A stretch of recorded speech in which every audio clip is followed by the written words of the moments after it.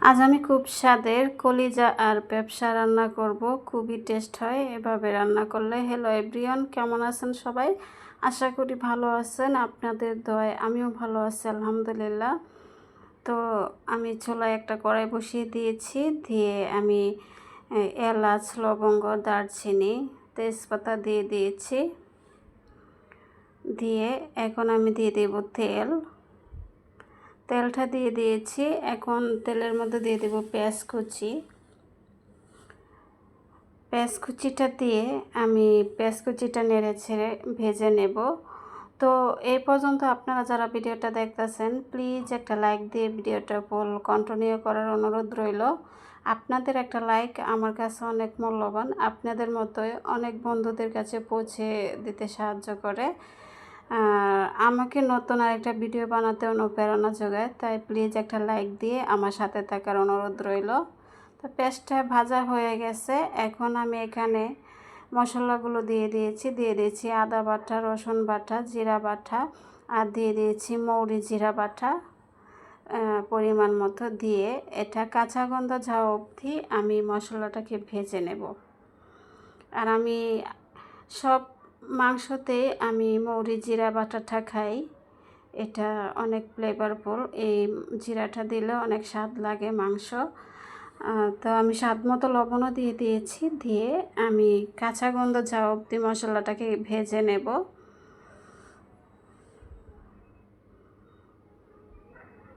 আমি অনবরত নেড়ে ছেড়ে মশলাটাকে ভেজে নেব। আর দেখুন তেলটা কিন্তু ছেড়ে দিয়েছে, মশলাটা ভাজা হয়ে গেছে। এখন এখানে একটু পানি দিয়ে দেব মশলাটা কষিয়ে নেওয়ার জন্য।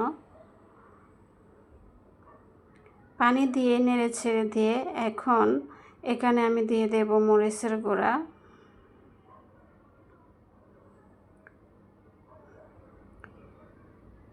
দিয়ে দেব হলুদের গুঁড়া, আর দিয়ে দেব ধনিয়ার গুঁড়া। দিয়ে আমি ভালো করে নেড়ে ছেড়ে মশলাটাকে কষিয়ে নেব। আর আমি কলিজা আর পেঁপসাটাকে আমি ভাপ দিয়ে রেখেছিলাম, সিদ্ধ করে রেখেছিলাম। কারণ কলিজাটা সিদ্ধ করলে হয় কি, যে কলিজার মধ্যে যে রক্তটা থাকে সেটা বেরিয়ে যায়। আর যদি রক্তটা থাকে সেটা ভালো লাগে না খেতে, একটু গন্ধ গন্ধ লাগে। আর ভাপ দিয়ে রান্না করলে সেটা বেরিয়ে যায়, আর কালারটাও খুব সুন্দর আসে। দেখুন আমি ভাপ দিয়ে কেটে ধুয়ে পরিষ্কার করে আমি ভাপ দিয়ে নিয়েছিলাম।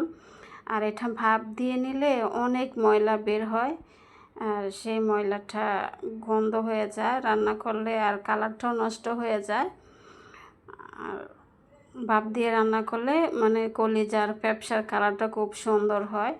তাই আমি সবসময় কলিজার পেঁপসা রান্না করলে একটু ভাপ দিয়ে নেই, যেন কলিজার ভিতরে যে রক্তটা থাকে সেটা বেরিয়ে যায়।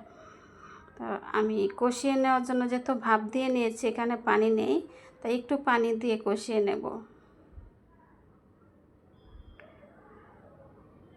আমি ঢাকনাটা উঠিয়ে নেড়ে ছেড়ে দিয়েছি।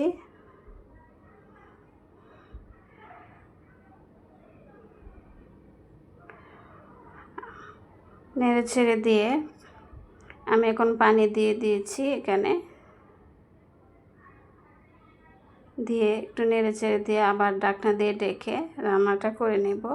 আর কালারটা দেখুন সুন্দর এসেছে, এটা ভাপ দিয়ে পানিটা ফেলে দেওয়ার কারণেই হয়েছে। তা না হলে কালসে একটা কালার হতো ভাপ না দিলে। তো দেখুন আবারও আমি ঢাকনাটা উঠিয়ে একটু নেড়ে ছেড়ে দিয়ে এখন এখানে আমি দিয়ে দেব টুকরো টুকরো করে পেঁয়াজ, টুকরো টুকরো করে দিয়ে দিয়েছি এখানে 2টো পেঁয়াজ। আর দিয়েছি রসুনের কোয়া কিছু। দিয়ে আবারও নাড়াচাড়া দিয়ে ঢাকনা দিয়ে ডেকে 5-7 মিনিট মিডিয়াম আঁচে রান্না করে নেব। আর দিয়ে দিয়েছি এখানে 4-5টা কাঁচামরিচ মাঝখান থেকে ভেঙে দিয়ে দিয়েছি। আবারও ঢাকনা দিয়ে ডেকে রান্না করে নিয়েছি। 5-7 মিনিট পর আমি ঢাকনাটা উঠিয়ে আবার নাড়াচাড়া দিয়ে নিচ্ছি। আর এভাবে কলিজা ভুনাটা করলে খুবই স্বাদ হয় খেতে।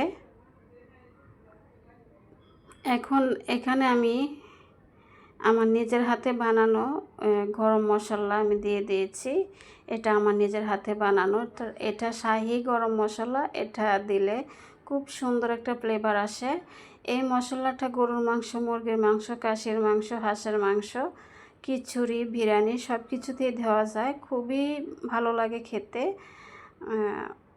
আপনারা যদি চান তাহলে আমি এই মশলাটা কীভাবে বানাতে হয় সেটা দেখাতে পারি, যদি কমেন্টে বলেন। তবে মশলাটা খুব টেস্ট হয় দিলে। মশলাটা দিয়ে আমি 2-3 মিনিট রান্না করে নিয়েছি। আর আমার কলিজা বোনাটা হয়ে গেছে, খুব সুন্দর একটা কালারও এসেছে, আর খেতেও খুব টেস্ট হয়েছিল। তো আমার রান্নাটা কেমন হয়েছে কমেন্টে জানাবেন। যদি কোনো অংশ ভালো লেগে থাকে তাহলে আমার চ্যানেলটা সাবস্ক্রাইব করে দিয়ে আমার পাশে থাকার অনুরোধ রইল। আর যারা সাবস্ক্রাইব করে দিয়েছেন আপনাদেরকে অসংখ্য অসংখ্য ধন্যবাদ। আর দেখুন কালারটা কত সুন্দর এসেছে, এটা খেতে অনেক মজা হয়েছিল।